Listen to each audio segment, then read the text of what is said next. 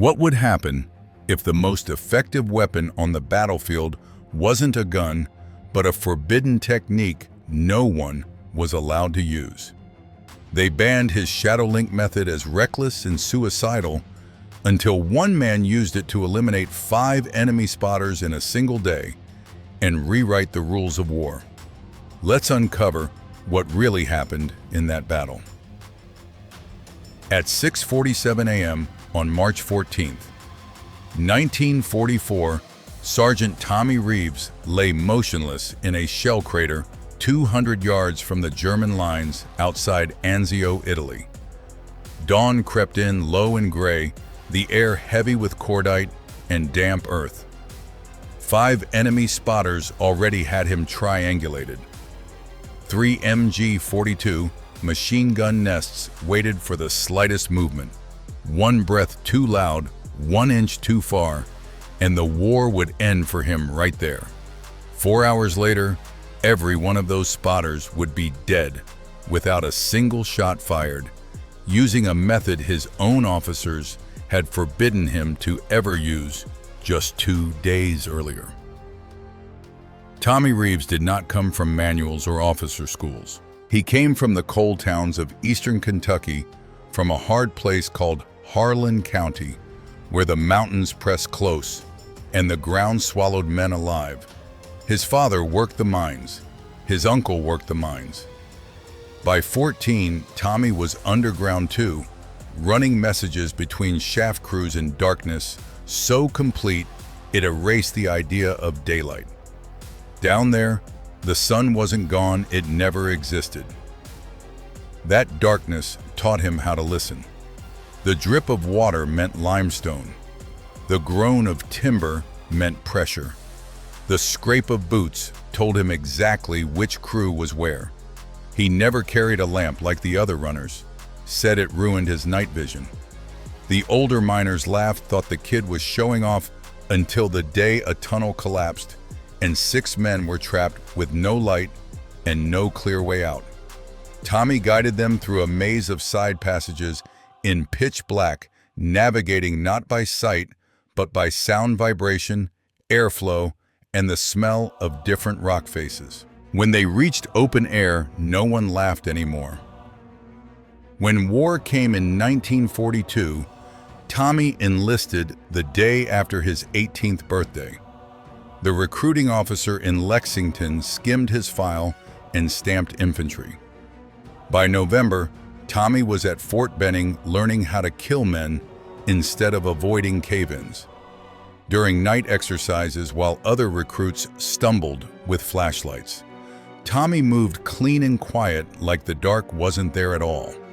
He wasn't seeing, he was listening. The instructors stopped asking questions and changed his assignment. They made him a scout. And on a cold morning in Italy, pinned down in the mud surrounded by enemies who thought they already had him dead, Sergeant Tommy Reeves would decide whether orders mattered more than survival and whether the darkness that raised him was about to save him one last time. And if you want to know what happened next, how a man trained by darkness turned the battlefield silent, hit like subscribe to the channel and stay with this story. Back to the story.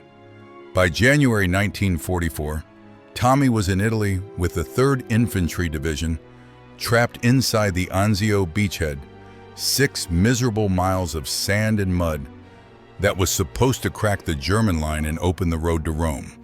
It didn't. Instead, 36,000 Allied troops were pinned against the sea, surrounded by German artillery, dug deep into the Alban Hills. Every movement drew fire. Every position was already known. Men died fetching water. Men died lifting their heads. The real killers weren't the guns. They were the German spotters. They worked in pairs, sometimes 3s, hidden in ruins and tree lines with radios and binoculars. The moment they saw movement, they called in coordinates. 90 seconds later, the shells arrived. A company could move 50 yards and be erased by German 88s with a precision that felt unreal. This wasn't chaos. It was math. On February 8th, Tommy watched a platoon from Baker Company get caught in the open during a probe towards Cisterna. The spotters were operating from a bombed-out farmhouse 400 yards north. 42 men went down before they reached cover. Tommy knew 3 of them from the Atlantic crossing. Private James Doherty from Tennessee, Corporal Vincent Palmieri from New Jersey, and Sergeant First Class Robert Hutchins from Oregon, the one who'd promised to teach Tommy fly fishing after the war. Tommy asked for permission to hunt the spotters. His lieutenant, a West Point graduate named Ambrose from Connecticut, shut it down. "We need you for reconnaissance, not revenge missions." On February 16th, a sniper team tried instead. At dawn, a quiet kid from Minnesota named Anderson took position in the ruins of a church tower near Campoleone. One shot, center mass. The spotter dropped. Anderson smiled. 30 seconds later, the second spotter, hidden in the bell tower's shadow, radioed coordinates. Mortars came in fast and perfect. They found pieces of Anderson scattered across 40 feet of rubble. Tommy asked again. Ambrose denied him again. "Doctrine is clear. Snipers handle spotters. We don't send scouts on elimination missions." On March 3rd, an entire squad tried to clear an observation post on a rise called Hill 73. The German spotters were wired into a network, 3 connected positions working as one. Artillery killed 7 men in 4 minutes. The last to die was Staff Sergeant Leonard Hayes from Alabama. 3 weeks earlier, Hayes had shared a foxhole with Tommy during a bad shelling, talking about his wife, his farm, the apple trees he planned to plant when he got home. He died calling for a medic who couldn't reach him. That night, Tommy sat alone in his tent, staring at a map of German positions. The truth was unavoidable. The spotters weren't just killing men, they were killing the entire offensive. As long as they could see, every Allied advance would end in slaughter. Snipers couldn't reach them. Artillery couldn't pin them down. Airstrikes were too blunt. Someone had to get close. Tommy had already been working on something quietly, unofficially, without permission. During night patrols, he'd been developing a technique rooted in how he survived mine shafts as a boy. He called it shadow linking.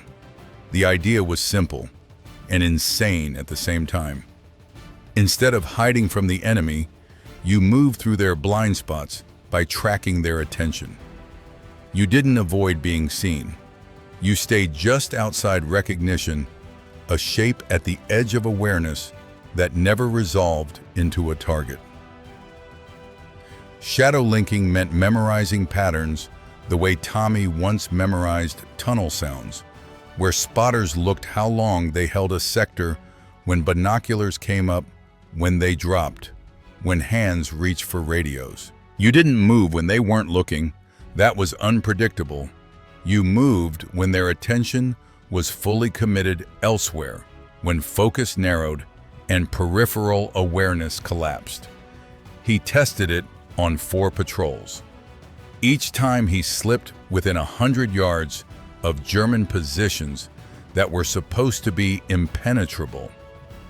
Once he got close enough to a machine gun nest to hear the gunner complaining about the cold, Tommy marked positions, withdrew unseen, and watched artillery obliterate exactly what he'd mapped. On his last patrol, he closed to within 30 feet of a German spotter team and walked away undetected. He wrote everything down and handed the report to Lieutenant Ambrose. Ambrose read it twice, then summoned him into the tent. "This is insane," he said. "You're describing stalking, not reconnaissance. It works, but it violates every principle of scouting doctrine. You observe and report. You don't infiltrate. The positions I observed last week are the ones we destroyed with artillery, Tommy replied. 20 Germans dead. No American casualties. Ambrose's jaw tightened. I'm not questioning your results, Sergeant. I'm questioning your methods. One mistake at that distance means capture or death. We can't afford to lose scouts. We're losing entire squads, Tommy shot back. Hayes is dead. Anderson is dead.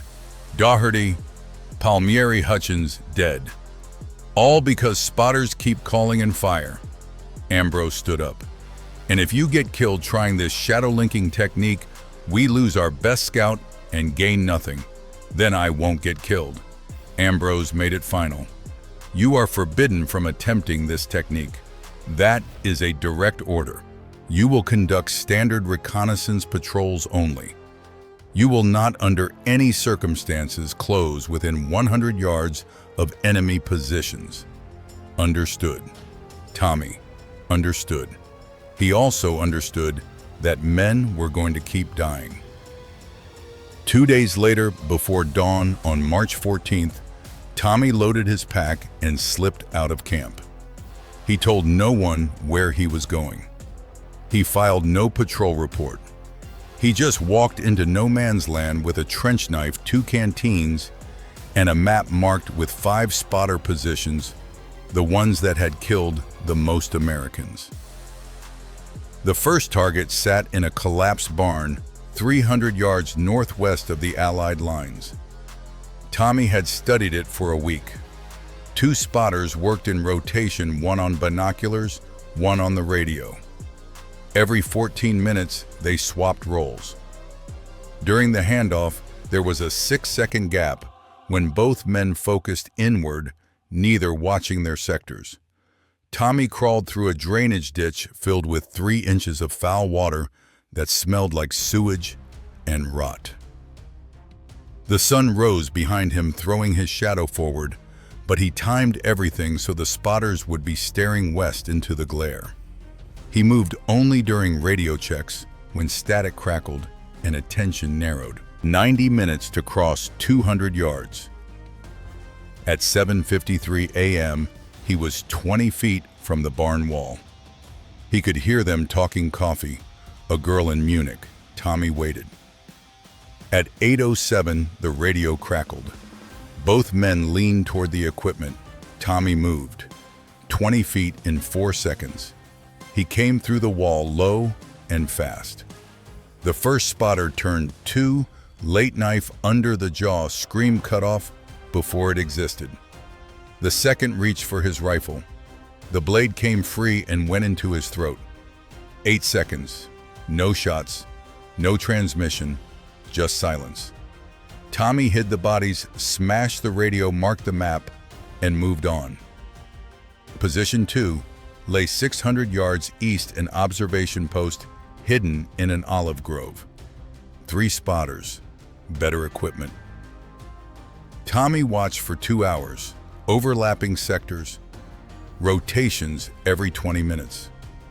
He waited for the handoff, that inward moment when focus collapsed. He advanced in 5-yard bursts, timed to win through branches, masking sound, the way creaking timber once hid footsteps in the mines. At 11:34 a.m., he was inside the grove. The spotters were 10 feet away, arguing over artillery coordinates, heads bent over a map. Tommy came from behind. The trench knife wasn't for stabbing, it was for cutting. Throat first, then arteries, fast, quiet. All 3 were dead before hands reached weapons. The radio died next. The third position was the hardest. A 2-man team in a ruined pillbox on Hill 73, the same hill where Hayes had died. 400 yards of open ground, no ditches, no trees. Tommy watched from a crater 200 yards out. Through the observation slit, the spotters swept binoculars every 30 seconds, disciplined, relentless. No gaps. But men have to eat. At 1:47 p.m., one set down his binoculars and unwrapped food. The other kept scanning now, trying to do the work of two men. His sweep sped up, less thorough, pressure showing. That was the opening. Leave a comment right now and tell us where you're watching from. Are you in the United States, the United Kingdom, Canada, Australia? Our community spans the entire world. Tommy moved during the faster sweeps when the spotter's eyes skimmed across sectors instead of studying them. He crawled on elbows and knees, face ground into dirt, using shattered rubble as anchor points. The sun burned overhead. Sweat stung his eyes. His shoulders felt like they were tearing apart. At 2:31 p.m., he reached the pillbox's blind spot, a collapsed eastern wall. Inside, voices drifted out. One man cursed the heat. The other talked about a girlfriend back in Hamburg. Tommy slid along the wall so slowly it took 4 minutes to cover 12 feet. At the entrance, he stopped listening, chewing, radio dials clicking. Then he moved. The first spotter turned too late, eyes wide, hand reaching for a Luger. Tommy drove the knife into his chest. The second dropped his food and lunged for a rifle. Tommy ripped the blade free and threw it. The knife spun once and buried itself in the man's throat. He collapsed, gurgling fingers, clawing uselessly at the handle. Both bled out without a sound. Tommy smashed the radio, marked the map. 2 positions left. Position 4 was a burned-out farmhouse 800 yards south. Position 5 sat along a tree line overlooking the main supply route into Anzio. The 2 teams could see each other. Daylight meant death. Tommy waited.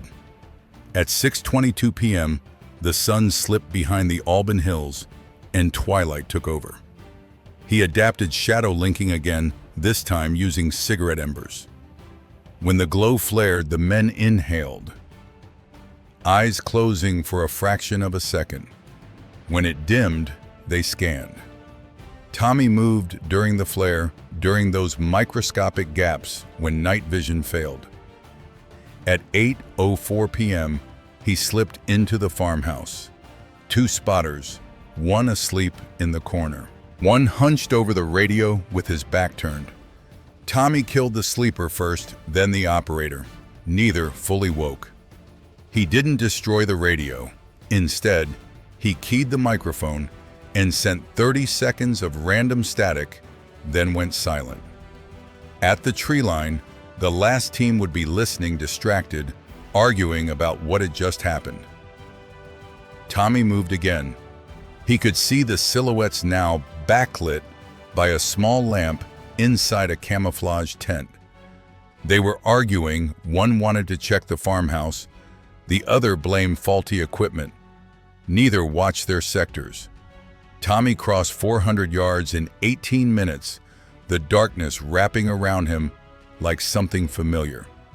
At 8:47 p.m., he reached the tent and came through the flap like a shadow. One spotter reached for his rifle.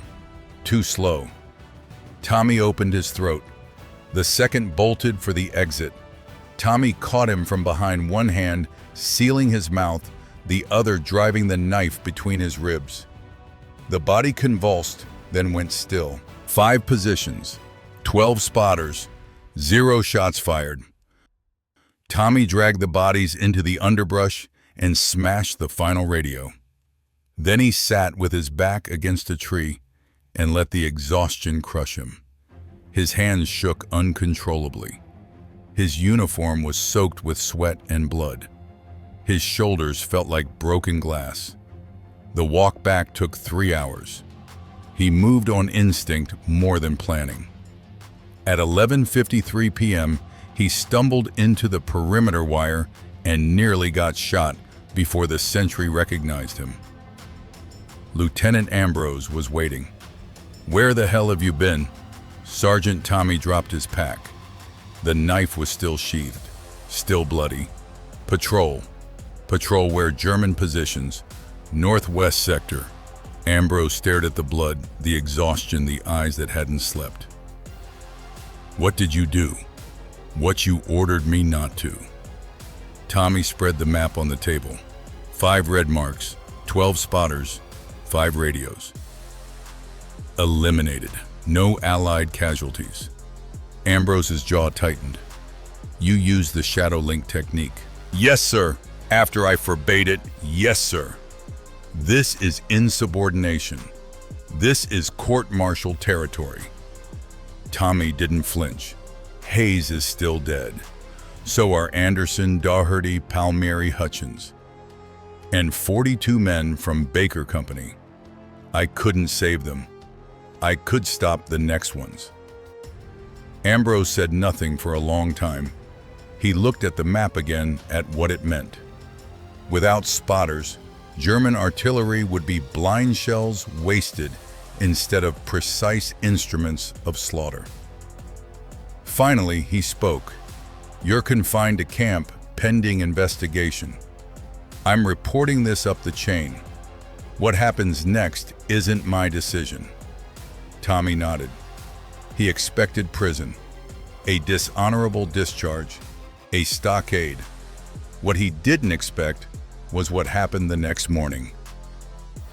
At 6:15 a.m. on March 15th, German artillery opened up on the Anzio beachhead with its usual dawn barrage. But something was wrong. The shells fell wide and meaningless, scattered across empty sectors. No bracketing, no walking fire, no deadly adjustment onto moving targets. It was artillery firing blind, relying on old coordinates that no longer matched reality. When an Allied company pushed forward to probe Hill 73, nothing answered them. No shells, no explosions. They reached the pillbox untouched and found the truth inside 2 dead German spotters, a smashed radio, and silence. By noon, whispers moved through the division. Someone had wiped out 5 spotter positions in a single day. Officers didn't know who. Enlisted men started guessing. By evening, the name was everywhere. Tommy Reeves, the scout from Kentucky. The crazy bastard who'd done it alone. At 7:30 p.m., Tommy was escorted to division headquarters. He expected charges, shackles, a court-martial. Instead, he found himself standing before Colonel John Sherman Division Intelligence, who studied Tommy's map with an expression balanced between anger and awe. Sergeant Reeves Sherman said, "You've created a serious problem." "Yes, sir. Lieutenant Ambrose wants you court-martialed." "He's not wrong." "You disobeyed a direct order." "Yes, sir." Sherman set the map down.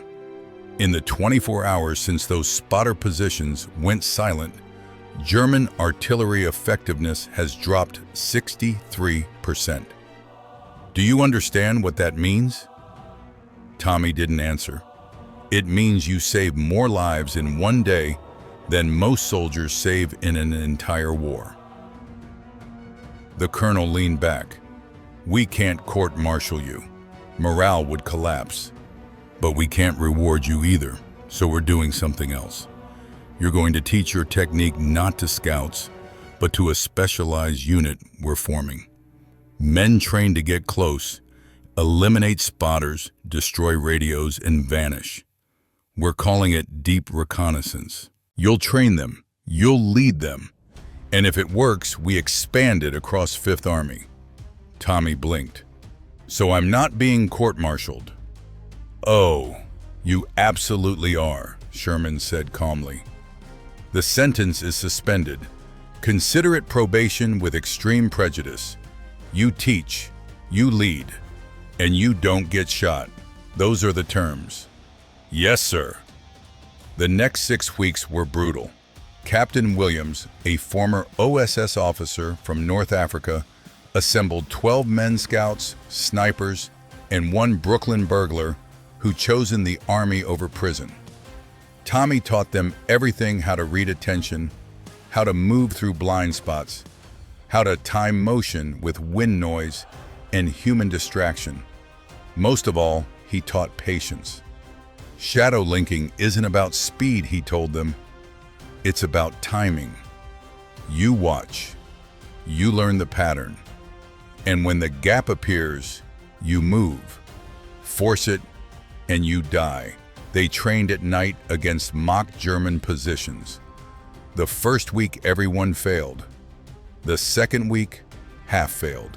By the fourth week, they succeeded 80% of the time. And somewhere beyond the wire, German artillery kept firing louder than ever, but no longer deadly. Did anyone in your family serve in World War II? Perhaps a grandfather, grandmother, or relative whose story has been passed down at home? Leave a comment and let us know. On April 23rd, the experiment became reality. A German spotter network had embedded itself in the ruins of Cisterna, directing artillery fire that was choking the Allied breakout from Anzio before it could begin. 4 positions, 8 spotters, sophisticated radios. Division Command wanted the network erased before the main offensive. Tommy led his team in just after midnight. They split into 4 pairs, each assigned a single target. Tommy took the most exposed site, a bell tower overlooking the main road. His partner was Marcus Toiver, the thin burglar from Brooklyn, a man who could pick locks in complete darkness and moved like he had learned how to disappear long before the army ever found him. They reached the tower at 2:14 a.m.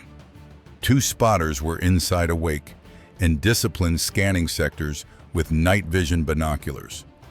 Tommy and Toiver didn't rush. They watched, counted, learned the rhythm. Every 6 minutes, 1 spotter descended to the ground floor to check the supply cache. 30 seconds alone. That was the gap.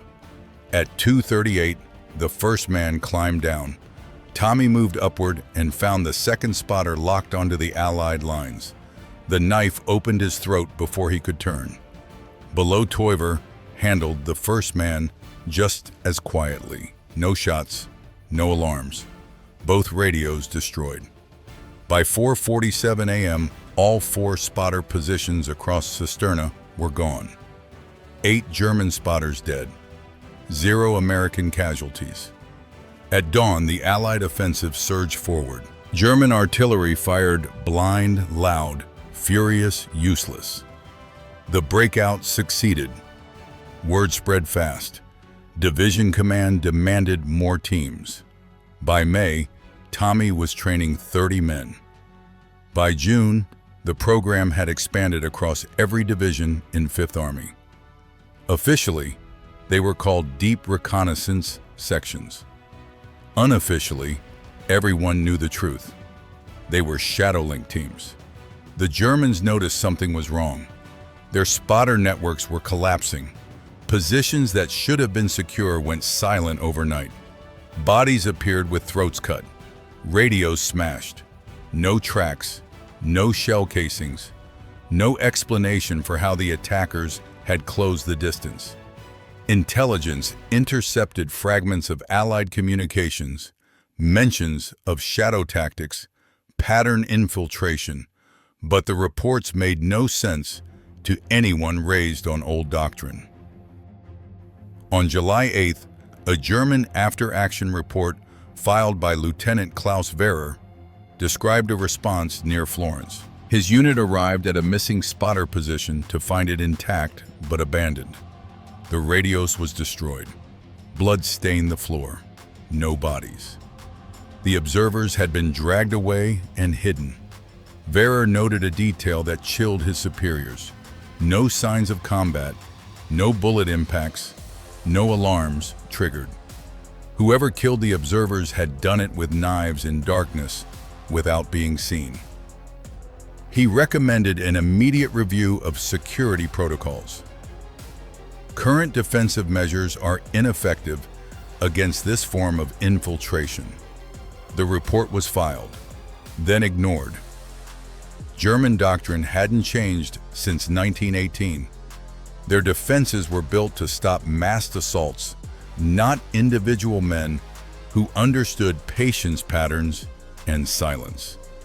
By August, German spotter casualties in Italy had reached crisis levels. Artillery fire grew louder, more desperate, and less accurate. The guns were still there, but the eyes behind them were gone. Back in Allied territory, Tommy's team became legend before it ever became official. Soldiers saw them moving through camps at night, quiet figures with blackened faces and knives at their sides. Men who didn't talk and didn't stay. They would disappear for days, then return just as silently with reports of erased positions and smashed radios. In the sectors where they operated, casualty rates dropped by an average of 41%. Men slept easier. Command took notice. That attention brought scrutiny. On September 3rd, Tommy was summoned to Corps headquarters and placed before Brigadier General Whitfield, fresh from the state's West Point, educated and untouched by combat. Whitfield had read the reports on the Shadowlink teams and didn't like what he saw. "These tactics are assassination, not combat," he said. Tommy stood rigid at attention as Captain Williams tried to intervene, pointing out how many lives had been saved. Whitfield cut him off. "Encouraging soldiers to murder enemy personnel in their sleep isn't soldiering. It's butchery." Tommy answered quietly. German spotters were directing artillery fire that killed American soldiers by the dozen from positions conventional tactics couldn't reach. Shadowlinking got close enough to stop them.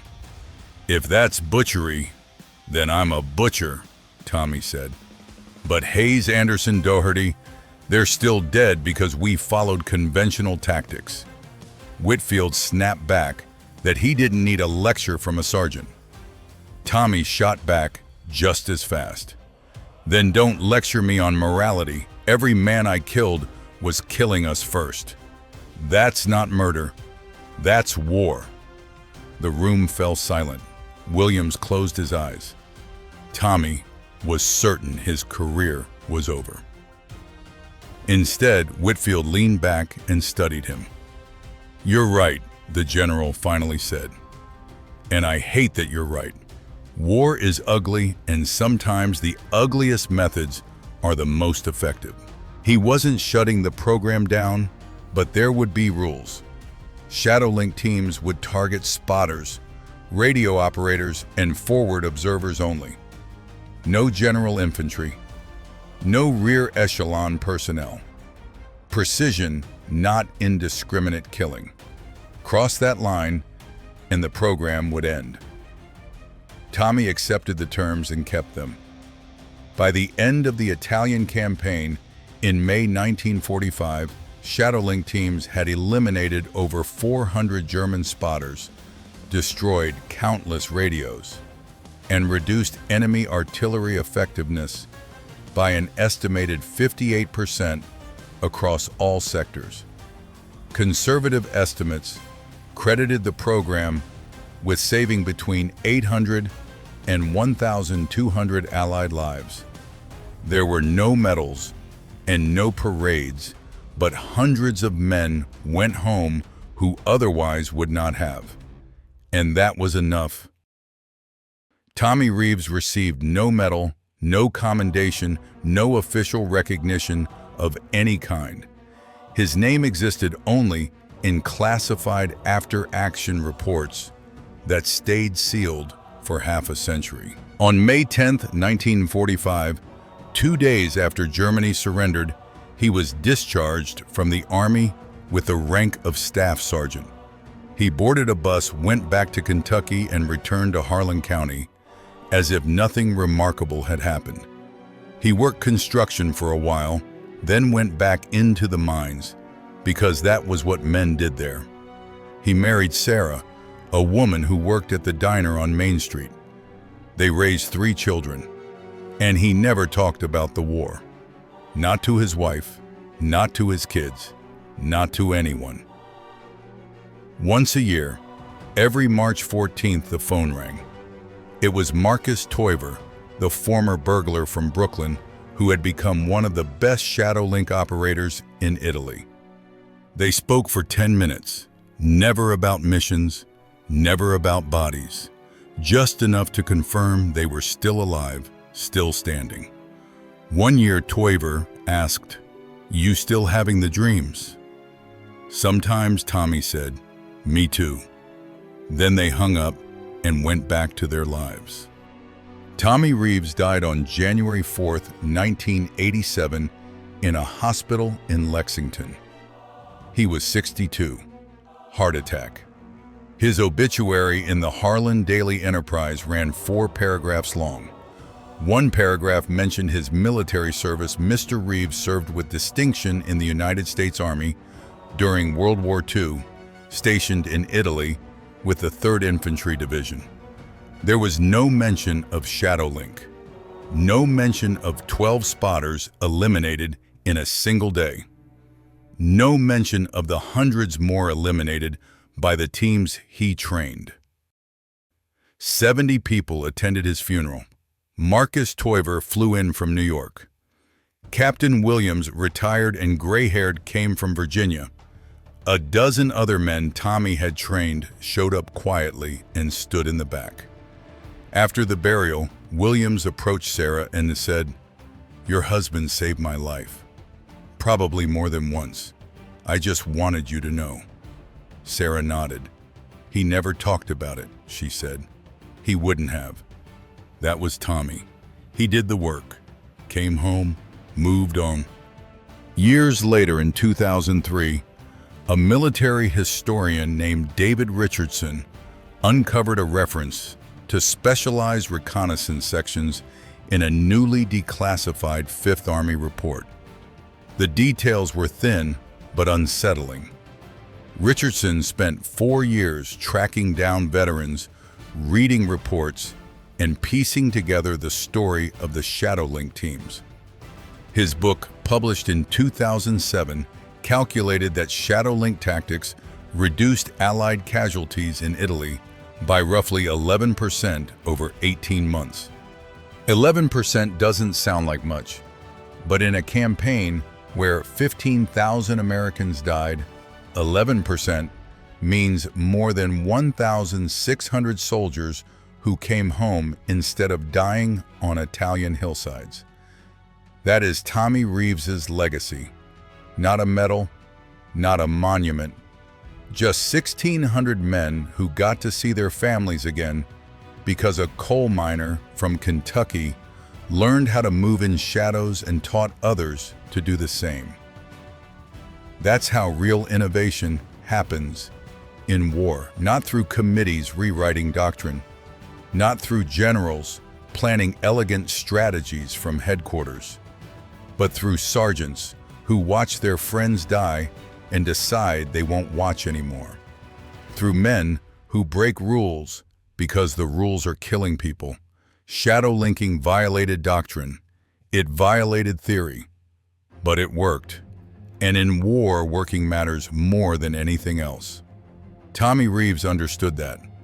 So he did what needed doing, accepted the cost, and went home when it was over. No fanfare. None. That's fanfare. No glory. Just the quiet certainty that he had done something that mattered.